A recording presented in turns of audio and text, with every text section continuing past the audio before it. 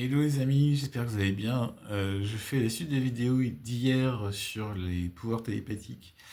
Alors, il n'y a pas que des bons avantages de la télépathie. Il y a d'autres inconvénients, notamment si vous n'arrivez pas à canaliser correctement votre récepteur, puisqu'en fait c'est de ça dont il s'agit, vous êtes des récepteurs. Et donc, soit vous branchez sur le bon canal, soit vous êtes submergé par des informations venues de nulle part, venues de d'autres individus, d'autres êtres, d'autres dimensions. Vous êtes parfois victime de votre hypersensibilité fréquentielle, on va dire, comme un poste de radio finalement. Donc vous pouvez capter des informations qui arrivent en masse et à ce moment-là, vous entendez des voix dans votre tête qui ne sont pas les vôtres et on vous accuse de schizophrénie. C'est-à-dire qu'en fait, on vous dit que vous êtes gravement malade, gravement dérangé et on vous fait prendre des médicaments. Mais bon, ça c'est encore autre chose. Mais est-ce que la schizophrénie n'est pas forcément une maladie mentale, quoi? C'est-à-dire que vous êtes trop sensible et vous n'arrivez pas à capter correctement les bonnes fréquences. Il y a des mécanismes qui permettent de se concentrer sur... ça, c'est de la méditation en fait. Ça vous permet de vous concentrer uniquement vous recentrer en fait sur vous-même, et ce qui vous permet de faire le tri dans ce que vous recevez. Certaines personnes ont eu des pensées extrêmement violentes, du style il faut tuer tout le monde, etc. Donc tout cela, c'est des pensées qui sont induites par des individus peu recommandables, ou alors vous faites partie d'un programme style MK Ultra, c'est-à-dire qu'on vous a conditionné depuis votre plus jeune âge à recevoir ces fréquences, à recevoir ces commandements, ces ordres, etc. Vous avez aussi les technologies V2K. Alors ça, c'est Andrea Martin qui en parle, c'est-à-dire qu'on vous induit des idées qui ne sont pas les vôtres, qui vous pousseraient à essayer de vous suicider, entre guillemets, quoi. C'est un peu ce qui serait arrivé à David Wilcock, c'est-à-dire qu'au bout d'un moment, d'après les rapports de police, il serait mis une balle dans la tête parce que on a induit dans son cerveau, dans son conscient, son inconscient, l'idée qu'il fallait en finir, quoi. Donc c'est une technologie qui est active.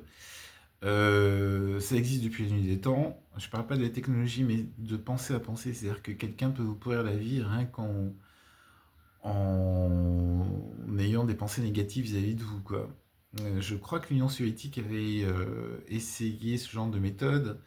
Il y a un film qui s'appelle La Diagonale du Fou, où donc c'est un joueur d'échecs qui travaille pour l'Occident, donc contre l'Union soviétique, à qui on avait envoyé une femme psy pour lui pourrir l'esprit pendant qu'il jouait aux échecs. C'est un enjeu international. Et à un moment, il se lève, il dit oui, c'est qui cette femme?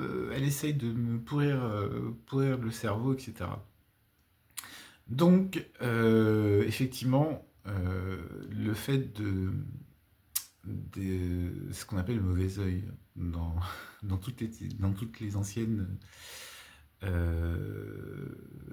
civilisations, enfin pas les anciennes, mais dans toutes les survivances antiques, on va dire, il y a toujours cette idée du mauvais œil, hein. C'est-à-dire de provoquer la chute de quelqu'un rien en lui envoyant des pensées négatives.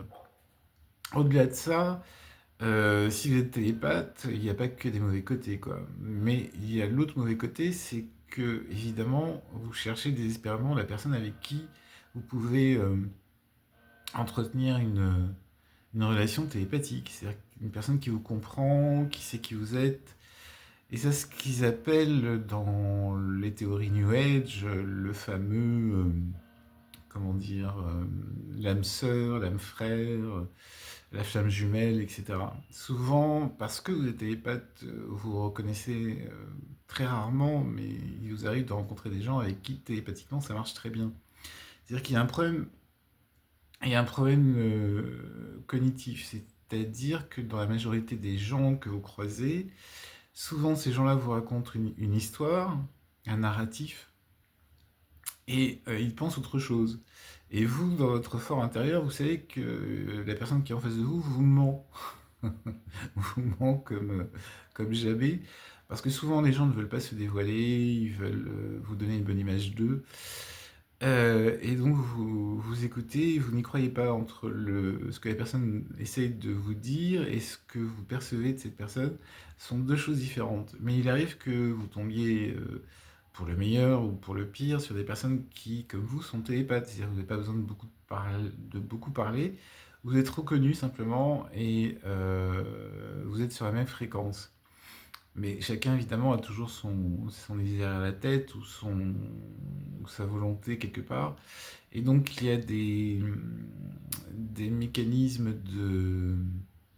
Comment dire il y a des mécanismes de reconnaissance. Soit vous avez connu cette personne dans une autre vie, dans une autre dimension, sur des vaisseaux, soit c'était votre âme sœur, quoi, votre âme jumelle, euh, la personne avec qui vous avez fusionné un moment, ou bien encore, c'était une partie de vous-même quoi, qui se retrouve en face de vous. Donc à partir de ce moment-là, la vie paraît plus fluide, plus facile, plus légère, en tout cas.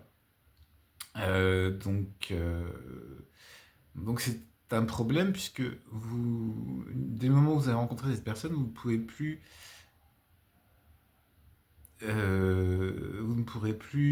effectivement contacter des gens normalement. C'est-à-dire que vous ne pourrez plus vous satisfaire de relations euh, simples. C'est-à-dire que tout ce que vous avez vécu jusque-là auparavant sera forcément